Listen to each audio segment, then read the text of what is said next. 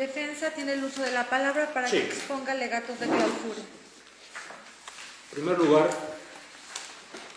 quiero comentar y decir que precisamente la reforma constitucional en materia penal de 2008, relacionada con la de 2011, con la de 6 y 10 de junio de 2011,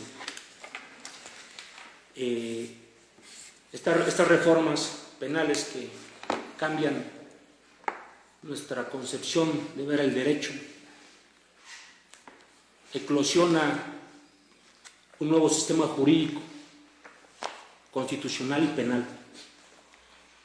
Debe decirse que en el nuevo sistema penal, precisamente, el Ministerio Público tiene la obligación de realizar todas sus obligaciones de investigación para poder llevar a un tribunal y para poder aportar material probatorio para el efecto de acusar a un procesado, en este caso mi víctima, mi representado. Debe decirse que en el asunto en concreto, las pruebas aportadas por el MP no son suficientes para sentenciar a mi representado. ¿Por qué? La pregunta importante, el por qué. El Ministerio Público hace su investigación de acuerdo a los hechos narrados por las víctimas, por el sujeto que presenció, el único sujeto que presenció los hechos que señala y que es el conductor, porque a él no le roban, él presencia. Y precisamente lleva a estos sujetos como víctimas y como testigos a este tribunal, o sea, en su doble aspecto, cuando todos coinciden que los sujetos que estaban dentro del autobús eran entre 40 y 45 personas. Las víctimas refieren lo mismo, los testigos que son las mismas víctimas, el chofer, los policías. Partiendo de este hecho, las pruebas aportadas no son suficientes. En primer lugar, porque los sujetos que señala como testigos para acreditar los objetos robados son las mismas víctimas. Dos de ellas que dicen haber recibido un celular, dicen que fue regalado. La prueba idónea para acreditar eso era la testimonial del sujeto que le obsequió el celular, por lo que pues, no está acreditada la preexistencia de los objetos robados, ni mucho menos del dinero. Ahora bien, yéndonos y visualizando cómo ocurrieron los hechos, hay muchas inconsistencias. En primer lugar, de los sujetos que estaban en el interior del vehículo, que son víctimas y que fueron testigos en este tribunal. Los sujetos dicen que son víctimas, 3 individuos suben al vehículo, las víctimas y testigos dicen, que son los mismos, dicen que son unas personas vestidas, uno con chamarra de piel, el otro de sudadera naranja y el de la sudadera blanca. Hablan de entre 40 y 45 sujetos dentro del autobús. Ninguno de ellos observa los rostros, solo habla de ropa. Una testigo dice que mi representado es de piel rústica y cuando se le dice qué entiende por piel rústica, dice ni moreno ni güero, mi representado tiene un tono mulato. De igual forma, el chofer como testigo, dice no ver a los sujetos, no los observa el rostro en ningún momento, ni siquiera la ropa. Del único que puede observar es la persona de piel que le pone la pistola, que no es la persona que estoy representando. Todos son coincidentes en que nunca bajan del vehículo después del hecho delictivo. Todos son coincidentes que nunca le señalan a los policías que ese era el sujeto que les había robado minutos antes en el lugar donde detuvieron a mi representado. Son coincidentes. Por otro lado, tenemos a los policías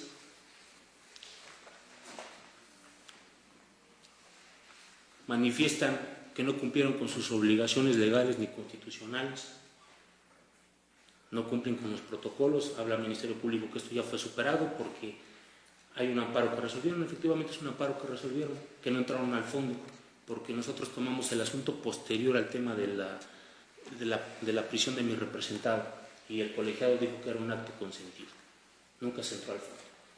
Pero es tema importante analizarlo, porque de ello depende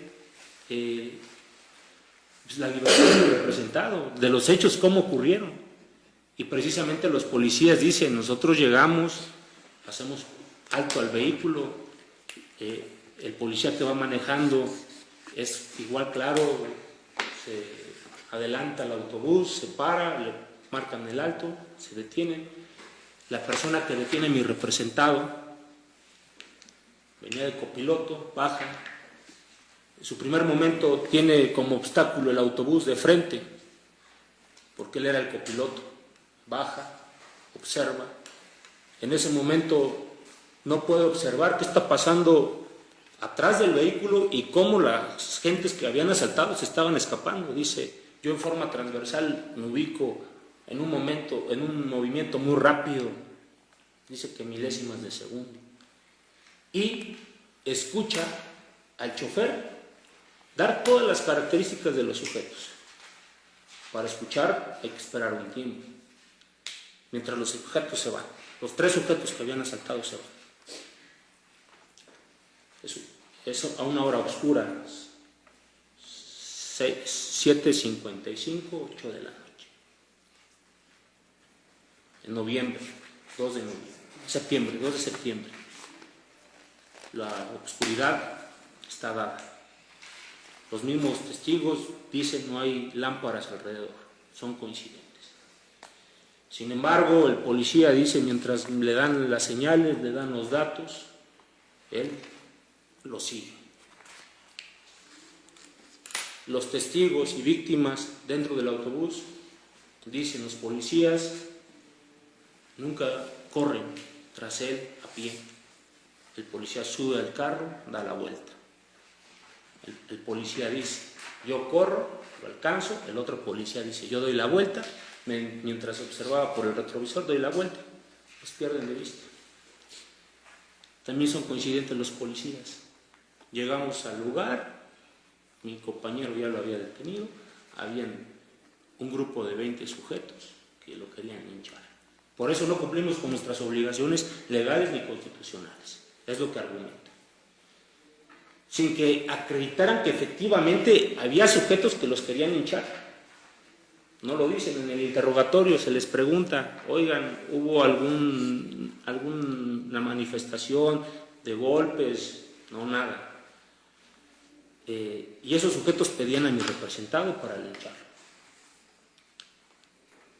Y a su vez dicen, hay otros sujetos que dicen ser las personas que estaban dentro del autobús y lo señalan, pero nunca se cercioran si eran los sujetos que estaban dentro. ¿A quién hay que creer? A los sujetos que estaban dentro del autobús, que dicen, nunca vimos a la persona cuando la detienen, o a los policías que nunca se cercioran si eran los sujetos que estaban dentro del autobús y podrían haber señalado a mi representante. Los testigos que presenta esta representación social dicen, nunca lo vimos en el lugar de los hechos. Fui a Texolo y ahí lo encontré en la comandancia a este joven, y ahí estaba. pero en el momento de los hechos no lo hace. En este sentido, de igual forma, el apoderado legal de la moral que acreditó su poder dice: a mí me llaman el día de los hechos a las 7 de la noche. A las 7 de la noche todavía no ocurrían los hechos. No sé qué pensar. Yo creo que el Ministerio Público tenía la obligación de acotar todas esas inconsistencias y traer material real, fiel, digno para presentarlo a este tribunal y no traer un material probatorio escaso, que no prueba nada, que deja más dudas, que efectivamente no aporta nada, ni siquiera aporta el Ministerio Público con documentos idóneos, prueba idónea, la identidad la preexistencia de los objetos robados y la existencia de los mismos, del dinero, no lo acredita. Y para eso quiero comentar algo respecto a la moral. Precisamente cuando se desahoga la testimonial del apoderado, reconoce su poder y reconoce la factura del vehículo. Y ahí en su declaración dice que la única forma de acreditar las ventas del servicio público es a través de los boletos. El Ministerio Público no trajo a este juicio los boletos que acreditaran que la moral tuvo un detrimento patrimonial. No lo hizo. Y precisamente cuando observo la factura que acredita la propiedad del vehículo, observo que al reverso existe un endoso y dice: endoso en los presentes derechos. Ahí, con ese documento, yo no estoy acreditando la propiedad el MP no acredita la propiedad del vehículo. ¿Por qué? Por la simple razón: la cesión de derechos únicamente se da en los títulos y operaciones de crédito. La Ley General de Títulos y Operaciones de Crédito dice que se pueden ceder los derechos de los títulos y únicamente de los títulos de crédito a través del endoso. Endoso en blanco, endoso en procuración o endoso en propiedad. Que habitualmente la gente realice esto, la Corte ha determinado precisamente y ha dicho: un endoso no crea ese acto jurídico, el que crea y transfiere derechos y obligaciones, que estoy hablando de una compraventa. La Corte ha dicho: para el efecto de que se determine que se realizó un contrato de compraventa, deben de existir los elementos del contrato de compraventa, los elementos existenciales y de validez. En el documento que nos da no acredita nada. No existen los elementos, no existe la voluntad, no existe un precio cierto, el bien, objeto. Por lo tanto, es inexistente el acto jurídico. La Corte ha determinado precisamente que en esos temas, para acreditarse, deben de estipularse y acreditarse los elementos del acto jurídico, que es el que crea y transfiere derechos y obligaciones, un contrato de compraventa. No lo hacen así. La única forma de haber acreditado ante este tribunal era un contrato de compraventa, donde el fiscal tenía que haber acreditado que ese vehículo lo compró a la persona física que aparece al frente de la factura y que es la misma persona que endosa. Y precisamente en materia civil únicamente no radican los actos jurídicos celebrados por escrito, sino que existe también el elemento de fecha cierta. Las personas que conocemos el derecho civil, la Corte ya se ha pronunciado respecto a ello. La fecha cierta no es de que yo establezca una fecha y ya. Así cualquier persona podría hacer cualquier acto jurídico y pues lo compré hace 5 o 6 años. No. Es acreditar con ciertos elementos, y la Corte ha establecido uno de ellos, que alguno de los sujetos que participó en el acto jurídico ya no viva, que el acto jurídico haya sido protocolizado, llevado ante una institución pública y que sea reconocido. Por lo tanto, ni siquiera el MP pudo acreditar la propiedad, por lo que desde este momento solicito a este tribunal no se le reconozca la calidad de víctima a la moral, porque pues, no se acreditó ni eso. La misma persona apoderada vino y dijo, pues los boletos son los que acreditan el dinero de las obtenciones de las ganancias de la empresa. En el sumario no se aportó nada de eso. Ahora bien, debe decirse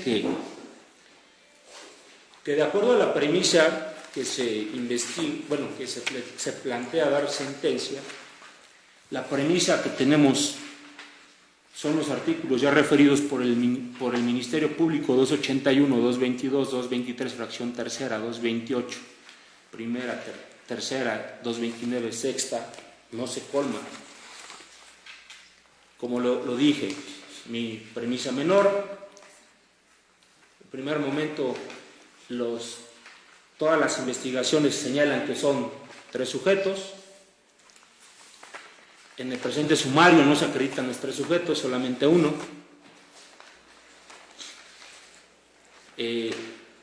Las víctimas y testigos, ya los comentamos. La señora Evelia Ramírez Reyes le roban un celular, es la premisa menor, 500 pesos. La señora Cristina, un LG y 2.500 pesos. La menor, 2.000 pesos, no se acreditó tampoco. La moral, 1.900 pesos.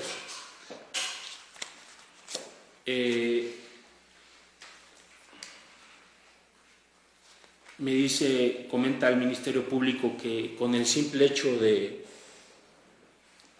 la testimonial de las víctimas, con eso se tiene acreditado el arma de fuego. Yo creo que existe un peritaje, un órgano disciplinado, científico, que emitió su dictamen y dijo que nunca hubo ninguna detonación. Sin embargo, las personas que declararon que son víctimas y testigos afirman haber escuchado una detonación de arma de fuego.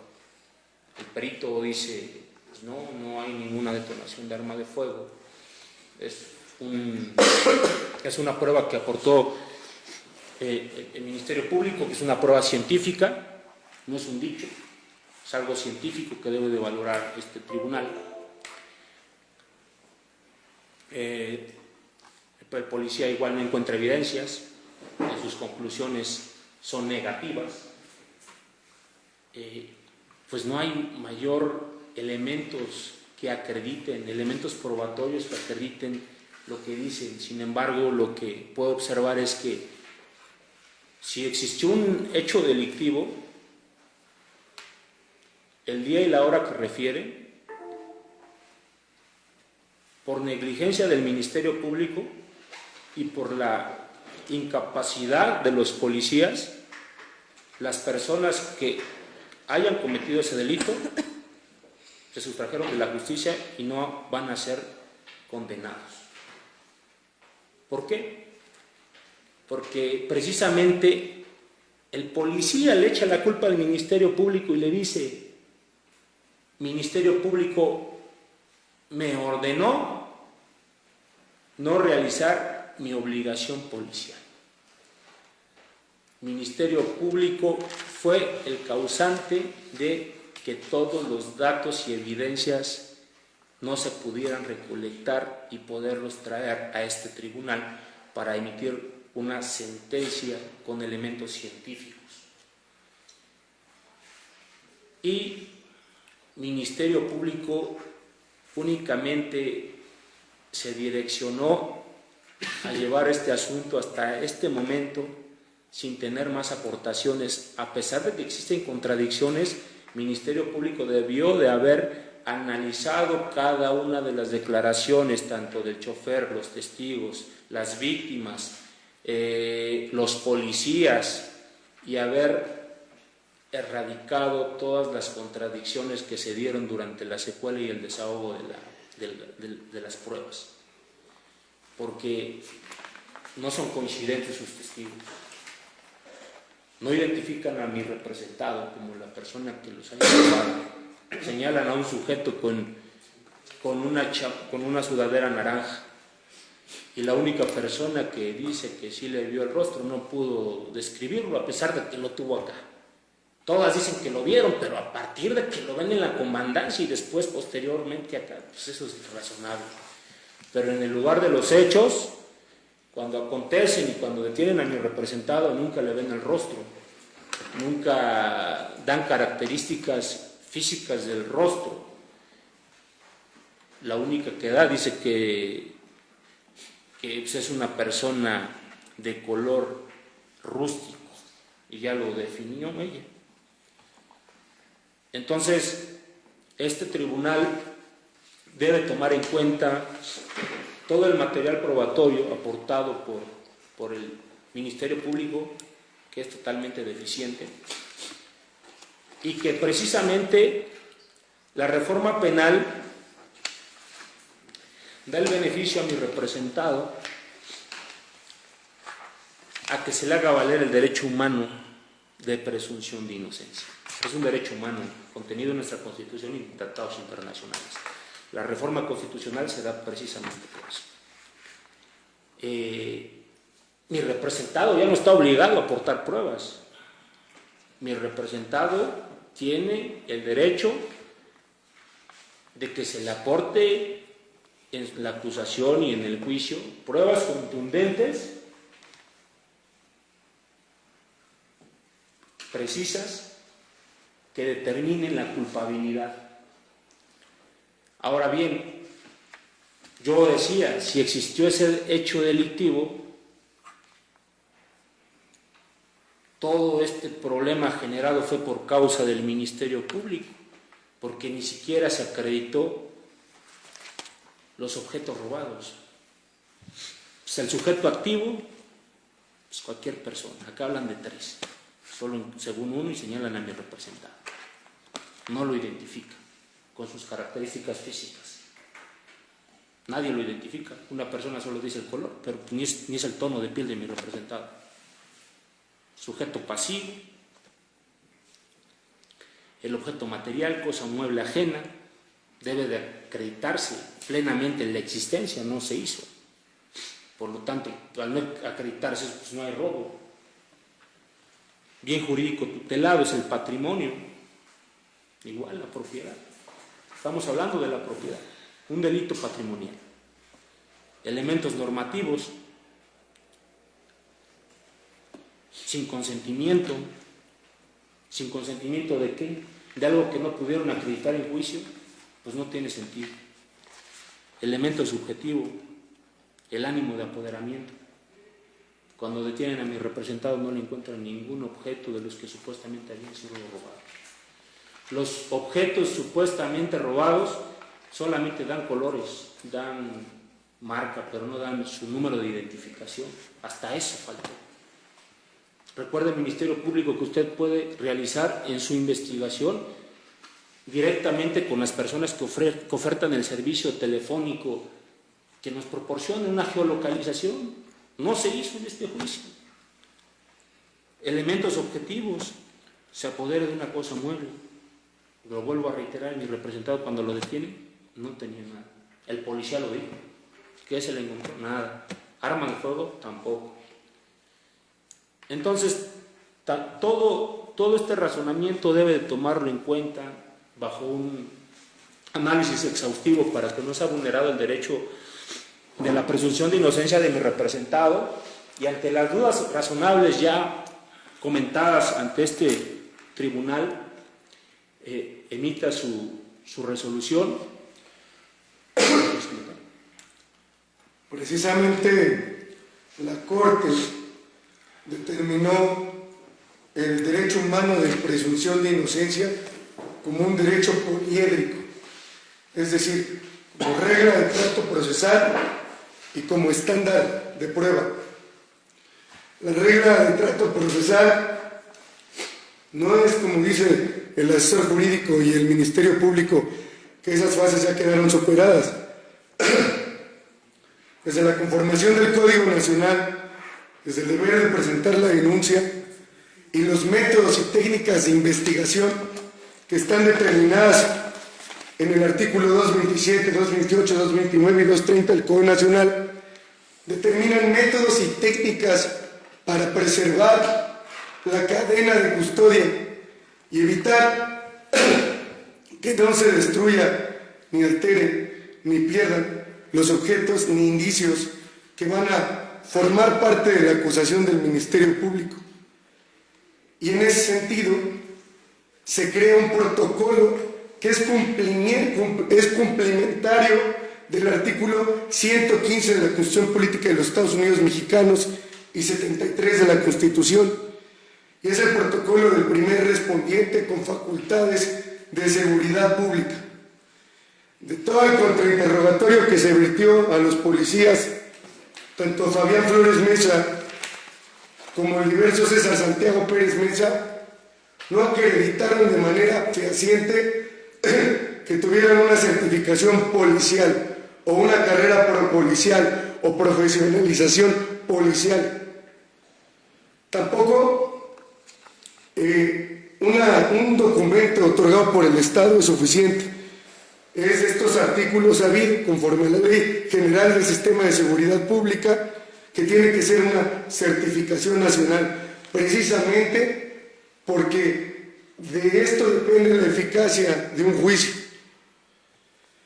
El policía Fabián Flores Mesa dijo que no había conservado la cadena de custodia, so pena de que quería proteger la integridad del supuesto presunto inocente, lo cual es ilógico, no tiene lógica, porque lo detuvo 70 metros después y las demás personas supuestamente víctimas los llevaron a otro domicilio, en Tepetitla. Ninguna persona, tanto lo dijo Evelia como lo dijo la supuesta víctima Cristina Morales Muñoz, que no se había salido ninguna persona del autobús, sino todos se quedaron ahí. Entonces, básicamente, la obligación que tenía era llamar al policía de investigación, que tenía que llevar al perito para poder hacer, en sus palabras, lo que dijo, una escena de crimen, protegerla para evitar que se destruyeran los indicios, y no lo hizo. Y además, al policía con capacidad para procesar. Todo eso es parte de los métodos y técnicas que están determinados en el Código Nacional de Procedimientos Penales. Entonces, cuando se le hace el contrainterrogatorio, a la perito Brenda Araceli Verde Saavedra, a lo único que lo conduce su investigación científica, es decir, que no habían elementos positivos, es decir, no había detonaciones, no había armas y no había ningún elemento punzocortante de los tipificados como medios violentos, como armas y explosivos. Y lo absurdo también es que el policía de investigación, Julio César Chávez Guillén, llega 29 horas a la escena del crimen, 29 horas después a la escena del crimen, y lo llevan las supuestas víctimas también. Eso no es correcto ni en la metodología ni en la técnica de investigación.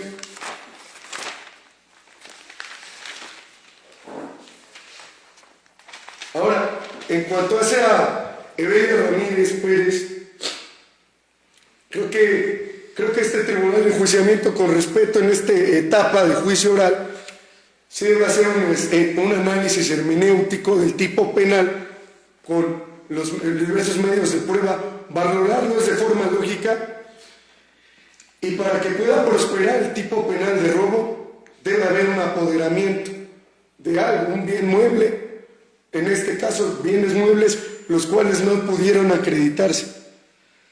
Como lo ha dicho mi codefensor, no hay documento que acredite la propiedad de los celulares, y tampoco las testigos Evelia Ramírez Pérez y Cristina Morales Muñoz fueron precisas en determinar la denominación de los billetes. La verdad es que se equivocaron. Una inclusive llegó a decir una denominación de billetes que es imposible tener, porque dijo que eran 7 billetes de denominaciones de 500, de 100 y de 50. Y por cuanto hace a la testigo Cristina Morales Muñoz, incluso a pesar de que se quisieron evidenciar las contradicciones en las que incurrieron, incorporó otro nuevo sujeto, que es el sujeto de chamarra mezclilla, que no es ni el de chamarra color naranja, ni el de color azul con franjas blancas, ni el de chamarra color negra. Entonces pareciera un discurso el cual estaba pues ya tejido por el Ministerio Público. Ahora, la Corte ha dicho, está en la jurisprudencia que lleva el registro 2013-368 de la primera sala, es una jurisprudencia obligatoria en términos del artículo 17 de la Ley de Amparo. Dice: presunción de inocencia y duda razonable, forma en la que debe valorarse el material probatorio para satisfacer el estándar de prueba para condenar cuando coexisten pruebas de cargo y de descargo. Técnicamente, el Ministerio Público, en términos del artículo 130 del Código Nacional de Procedimientos Penales, le incumbe el deber de la carga de la prueba. Entonces, todo lo que diga está obligado a probarlo, absolutamente todo lo que diga.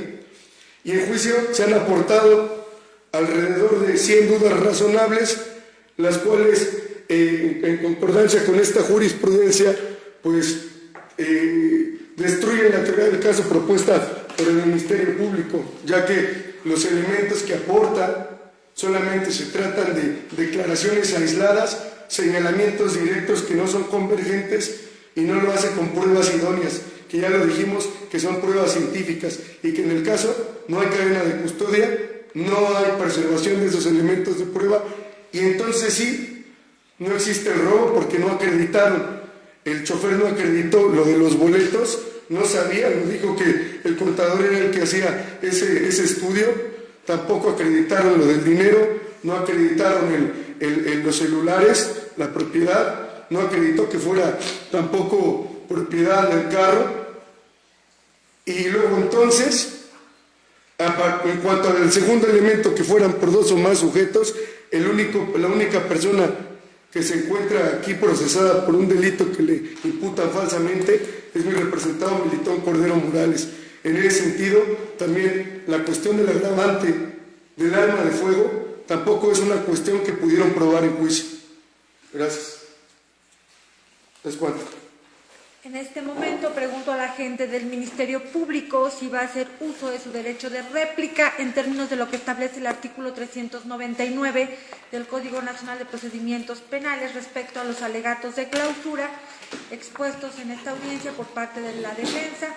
Sin embargo, le recuerdo a la gente del Ministerio Público que no se trata de que usted exponga nuevamente alegatos de clausura, sino únicamente hacerse cargo de los alegatos de clausura expuestos por la defensa. ¿Se va a querer hacer uso de su derecho de réplica?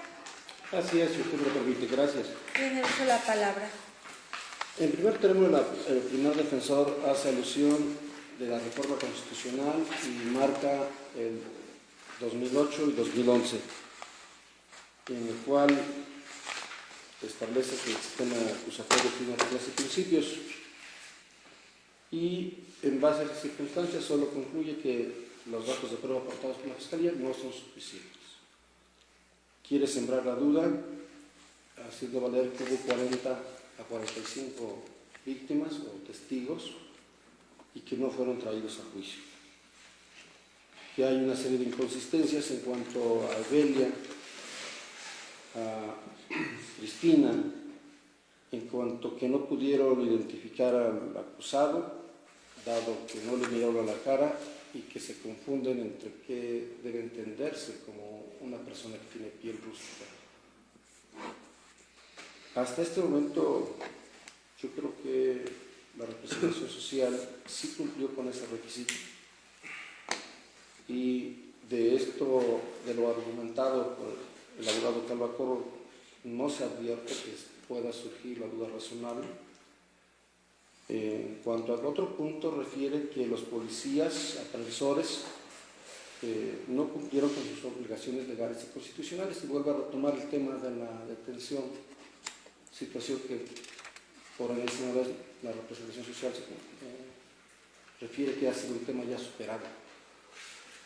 Y también refiere que en base al protocolo del primer interviniente con capacidades, no cumplió con la cadena de custodia. Honorable Tribunal, ese protocolo tiene una excepción, y esa excepción es priorizar cuando por circunstancias climatológicas o demográficas, razón de hora, no se pueda llevar a cabo con la cadena de custodia, con la protección del lugar. Y en esta sala escuchamos cómo los pobladores, junto con las víctimas, pretendían agredir, quitarles al hoy detenido. Y esa circunstancia se repitió en la comandancia del municipio de San Damián Texolo. Circunstancia por la cual queda superada el hecho de que no se haya asegurado el vehículo, que no se haya decretado el tramo carretero abierto, acordonar el área. En esas circunstancias considero no está justificado el actuar de los elementos aprensores, tan es así que aun cuando el acusado haya ocurrido a la acción del amparo, no le haya sido favorable. Posteriormente, otro tema que toca y cita que no se acreditó la propiedad, que la Suprema Corte ha emitido muchos criterios, habló del Código Civil de Tlaxcala, habló de la Ley General de Títulos y Operaciones y cuestiona el endoso que apareció al reverso de la factura con el cual el representante legal Luis Cano Telles acreditó la propiedad del vehículo autobús. Considera la representación social que bajo las reglas y principios y lógica de este nuevo sistema sí se acredita la existencia del vehículo. Fue fijado, fue fotografiado, fue referenciado, no por la víctima, no por los testigos, no solamente por el mismo representante. Y quiero decirle a la defensa que no se está cuestionando sobre la propiedad del vehículo, si existiese un anterior o el actual propietario. De que el tema es netamente penal, no mercantil o civil. Y que aun cuando así fuese, su señoría se cumplen los requisitos del endoso, de día, hora y lugar y de quién a quién. En cuanto a ese punto, consideramos que la defensa queda corto en cuanto que solamente citó que hay criterios de la Suprema Corte, pero no dice qué registros, qué época, qué fecha, qué rubro, qué texto. Y de igual forma, en cuanto que habla de la negligencia del Ministerio Público y la incapacidad policial para dirigir la investigación, es claro que nos encontramos ante un caso en donde existió flagrancia, hubo una detención en ese momento o momentos después del hecho, y que invariablemente la teoría del chivo expiatorio no le asiste, no lo puede invocar la defensa en la intervención del segundo abogado, porque estamos con un sistema en el cual, atendiendo a sus reglas y principios, es de simplicidad, es de usar las máximas de la experiencia, los conocimientos de la lógica, y que no podemos apartarnos de esto para volverlo muy formal. la defensa estuvo peleando mucho el formalismo en cuanto que no pudo evidenciar una contradicción o superarla, y yo quiero que resuelvamos como si se tratara de un asunto civil y no penal. De ahí que hablaron de que los teléfonos celulares pudieron haberse localizado a través de una geolocalización en tiempo real, a través de una prueba correspondiente. Dada la naturaleza del hecho, consideramos que no existe, sería innecesaria esa prueba. Y de igual forma, señores, si bien es cierto, la representación social ha sido respetuoso del derecho humano de presunción de inocencia, pero también es cierto que con los datos de prueba que se dieron en este desfile de juicio, es invariablemente que quedó desvirtuado dicho principio. Es cuanto, señores. Pregunto a la defensa, ¿va a hacer uso de su derecho de dúplica respecto a los alegatos de clausura expuestos por el agente del Ministerio Público en términos de lo que establece el artículo 399 del Código Nacional de Procedimientos Penales? Sin embargo, le recuerdo también a la defensa que la dúplica que va a hacer respecto a los alegatos de clausura se refiere precisamente a que exponga respecto a los alegatos de clausura expuestos por el Ministerio Público y no se realicen nuevos alegatos de clausura como si los estuviera exponiendo en este momento. Claro. ¿Va a hacer uso de su derecho de dúplica? Sí, lo voy a hacer. Tiene el uso de la palabra. Respecto al tema de flagrancia, quiero decirle al Ministerio Público que quedó acreditado con sus mismas pruebas que no fue flagrante la detención. Sus testigos, en específico la persona que lo detiene, acepta. O sea, la persona que no lo pierde de vista según su investigación, acepta que en forma transversal, porque él era el copiloto, la camioneta se estaciona enfrente del autobús y él era el copiloto, observa por los espejos, los sujetos, pero él cruza de forma transversal, así lo refiere. Y dice que únicamente tenía de frente al vehículo, se dirige al chofer y el chofer le da todas las características de los sujetos que habían robado.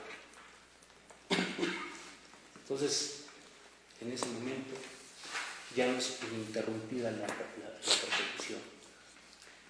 En cuanto hace a la presunción de inocencia, que mi representado ha sido acogido bajo este principio por parte de la representación social, es mentira, porque también hace referencia y vuelve a retomar el amparo del protocolo que ya fue superado. En la audiencia de control yo no representé al señor Melitón, lo representó otro abogado. Cuando analizo la detención, interpongo el amparo, el colegiado dice que no puedo entrar al fondo porque ya no se interpuso el amparo dentro del término. Es un acto consentido. No se pronuncia, porque no puede, porque está impedido legalmente para conocer de un acto consentido, mas no se pronuncia y dice efectivamente se cumplieron con las obligaciones o no de las autoridades. El colegiado no dice eso, dice no puedo entrar y recauda una causal de sobreseimiento. Entonces, desde que mi representado fue detenido por el hecho de que existió un arma de fuego sin haberse acreditado desde el primer momento, vulnera ese derecho de presunción de inocencia. Ya no estamos, como usted lo decía, el nuevo sistema que es ágil de acuerdo a la experiencia. No, eso es mentira, son principios científicos que deben de acreditar y quitar el antiguo paradigma. Tenemos que quitarnos esa idea. Parece que seguimos tejidos bajo ese antiguo sistema y lo queremos aplicar y meterlo en algo imposible bajo los lineamientos científicos que los jueces tomarán para sentenciar y para emitir sentencia. Entonces, desde el primer momento, usted, Ministerio Público, bajo esa protección al derecho humano de presunción de inocencia, usted ya tenía en el primer momento el dictamen científico de que no existió arma de fuego. Desde ese momento usted se debió de haber desistido de la prisión preventiva. Sin embargo, mi representado estuvo y tiene casi 1 año, 3 meses en prisión, sin que en este momento se haya acreditado la existencia del arma. Y le destruyeron su vida, en sus antecedentes y en la apertura a juicio, cuántos dependientes económicos tiene. Y es responsable el Estado, a través del Ministerio Público que le hizo esta acusación a mi representado, de todos los daños causados. ¿Es cuánto es? Finalmente, concedo la palabra al señor Melitón para que manifieste si tiene algo que expresar. Le voy a pedir, señor Melitón, que previo a que me conteste, consúltelo con sus defensores.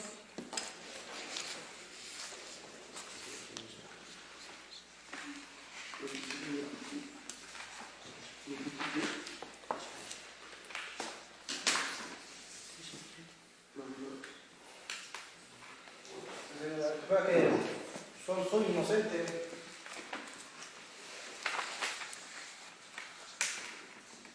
No, nada más. ¿Es todo lo que tiene que manifestar, señor Melitón? Sí. Una vez que se han desahogado las pruebas, que se han escuchado los alegatos de clausura, que se le concedió la oportunidad al hoy acusado para manifestarse, se declara cerrado el debate, por lo que este tribunal de enjuiciamiento se retira a deliberar en forma privada, aislada y continua. Por lo tanto, se va a decretar un receso para que se emita el fallo correspondiente.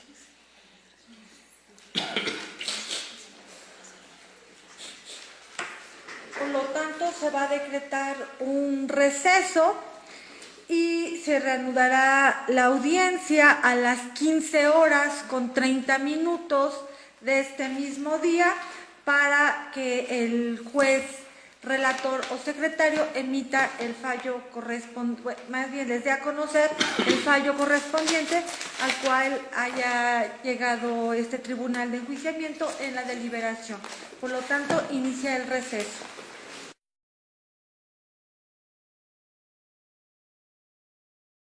Se reanuda la audiencia, se hace constar que se encuentra presente el mismo tribunal de enjuiciamiento conformado para conocer de la causa judicial 92/2017 en su etapa de juicio oral.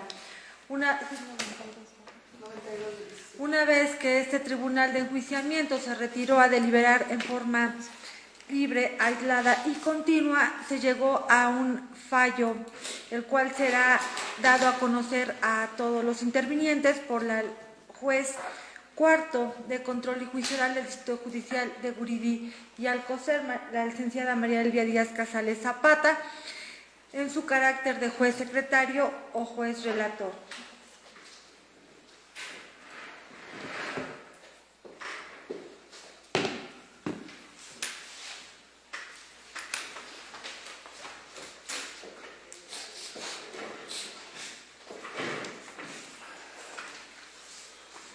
Gracias, jueza presidente. Una vez que se ha deliberado por parte de este tribunal de enjuiciamiento dentro de la causa judicial a la que se ha hecho referencia, se determina lo siguiente. En la ciudad de Tlaxcala, a 10 de diciembre del 2018, las integrantes del tribunal de enjuiciamiento, conformado para conocer de la etapa de juicio oral dentro de la causa judicial 92/2017, licenciadas Angélica Aragón Sánchez, Marisol Barba Pérez y María Elvia Casales Zapata, en calidad de presidente, vocal o tercero interviniente y secretario relator respectivamente, jueces adscritas a este distrito judicial de Gurirí y Alcocer, emiten fallo en los siguientes términos, con fundamento en los artículos 14, 16, párrafos primero y 10 cuarto, 17, 20 de la Constitución General de la República, apartado A, fracciones primera, segunda, tercera, cuarta, quinta y octava, apartado B, fracción quinta de la Constitución Política de los Estados Unidos Mexicanos, 259, 265, 400, 401, 402 y 406 del Código Nacional de Procedimientos Penales, toda vez que tuvo verificativo la audiencia pública oral dentro de la causa judicial 92/2017, audiencia en la que las partes formularon sus alegatos de apertura, se desahogaron las pruebas admitidas en el auto de apertura a juicio oral y una vez que fueron formulados sus alegatos de clausura, se declaró cerrado el debate y previa deliberación por parte de este Tribunal de Enjuiciamiento, con fundamento en el artículo 401 del Código Nacional de Procedimientos Penales, por unanimidad de votos de sus integrantes, determinó emitir fallo de absolución a favor de Melitón Cordero Morales por el delito de robo calificado,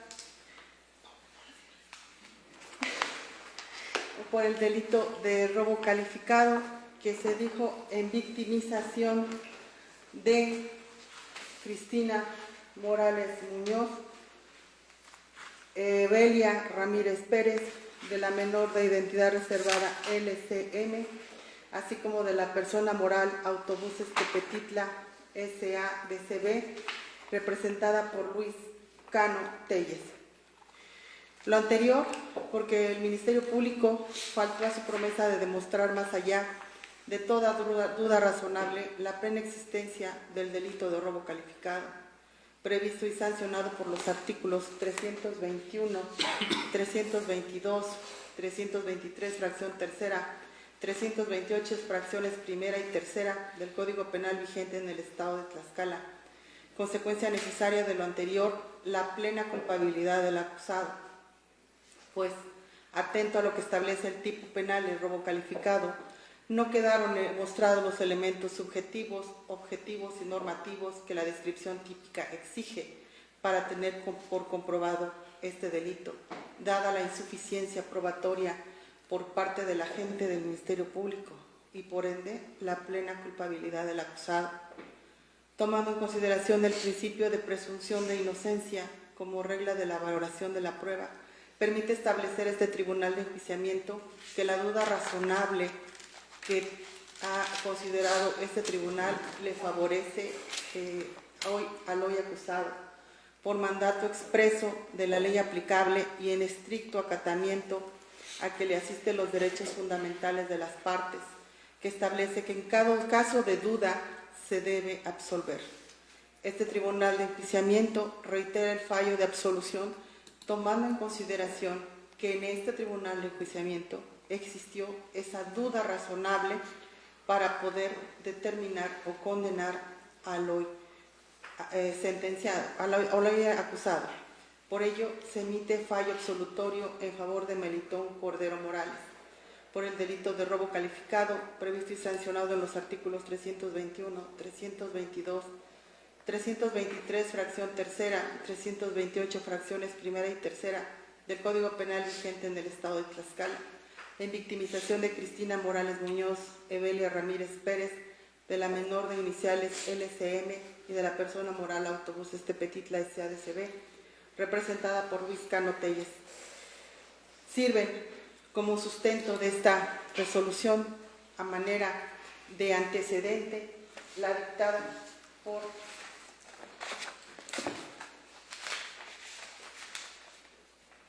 el juez segundo de distrito en el Estado de Tlaxcala dentro del amparo número 300, diagonal 2018-J, radicado ante ese juzgado, en la cual emite una resolución por identidad jurídica que sirve como antecedente a esta resolución de fecha 17 de agosto del 2018, así como también sirve de antecedente la resolución dictada por la Sala Penal del Tribunal Superior de Justicia del Estado de Tlaxcala en la ejecutoria de fecha 22 de marzo del 2018, dentro de los autos de la causa penal número 9, diagonal 2018, de esa fecha que he referido 22 de marzo de ese año. Razón por la cual, en términos de lo establecido en el artículo 401 del Código Nacional de Procedimientos Penales, que establece que en caso de absolución el Tribunal de Enjuiciamiento, además de establecer la fecha en la cual debe ser explicada la sentencia, en forma inmediata ha dispuesto ese tribunal levantar las medidas cautelares que se hubieran decretado en contra del imputado, y se ordena se tome nota de ese levantamiento en todo índice o registro público y policial en el que figure, así como su inmediata libertad, sin que pueda mantenerse dichas medidas para la realización de trámites administrativos. También en el presente caso no opera la cancelación de garantías de comparecencia o la reparación del daño otorgado, ya que del auto de apertura juicial no se advierte tal circunstancia. Una vez emitido el fallo correspondiente, cedo nuevamente la palabra a la juez presidenta.